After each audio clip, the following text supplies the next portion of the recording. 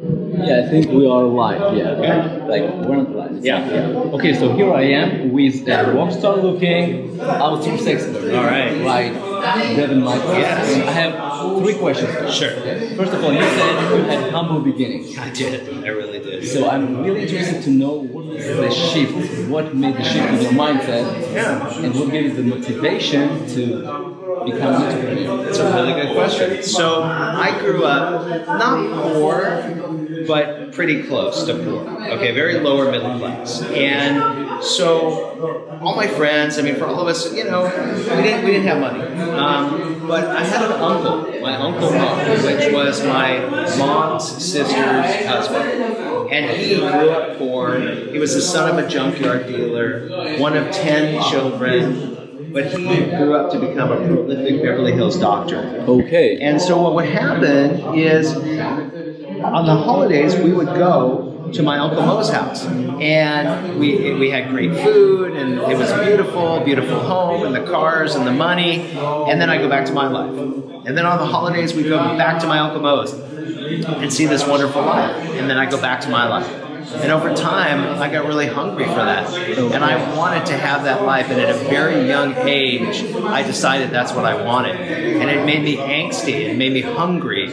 And I worked very hard at a very young age because I wanted to get to that place. I wanted more than what I had. I wanted more than what my parents had.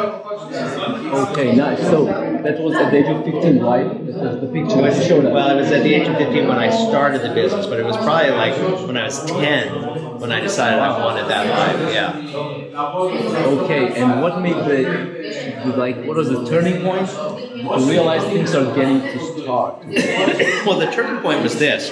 I was working in retail. I was in the clothing business, and I thought that was going to be my life. And one day, my Uncle Mo, who was the smartest man I ever knew, the guy that inspired me, he told me, you need to start a business. And I had never thought of having my own business. And he said, you need to start a business. I said, well, what am I going to do? He said, well, there's rich businessmen in Beverly Hills, and they need clothes, and you need to shop for them and match their outfits and number everything so that they have stuff to wear. And they'll pay you a lot of money to do this. And I said, okay, because he was the smartest man I knew. I did whatever he said. And that was my very first business. And then later I got into the clothing business and had some pretty big success at a young age. So you just trusted him? I trusted him. You just trusted him. Okay, and my final question, I guess, is many people nowadays want to travel. Yeah, want to have business and travel. Now, what do you think is the best way to start? Sure. To do the business like that today? Absolutely. So I definitely designed my life, and it didn't happen overnight. It happened over time. But one thing I knew is that at the top of my list was I wanted to see the world. I wanted to go everywhere. I wanted to see everything before I died. And so I knew that if I became a successful international speaker, that could be my life, that I could get paid to travel the globe. And so I designed that, and I set sights to be an international speaker. It took me about 18 months to get to that level. And today I get paid to speak all over the world. And I can't believe I get paid to do it. I do it for free. It's that cool.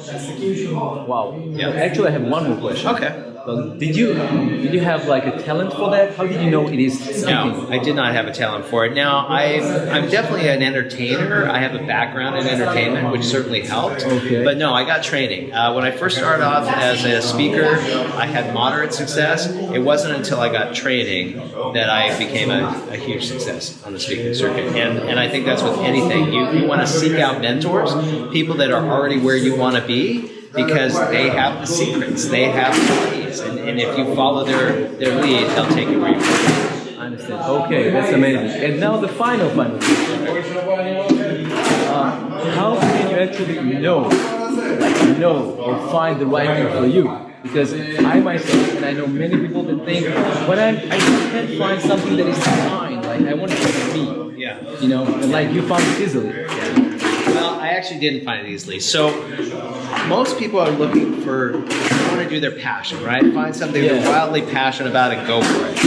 I don't think that's necessarily always the case. I didn't do that. I did things in the early days that I liked, that was interesting to me. Was it my passion?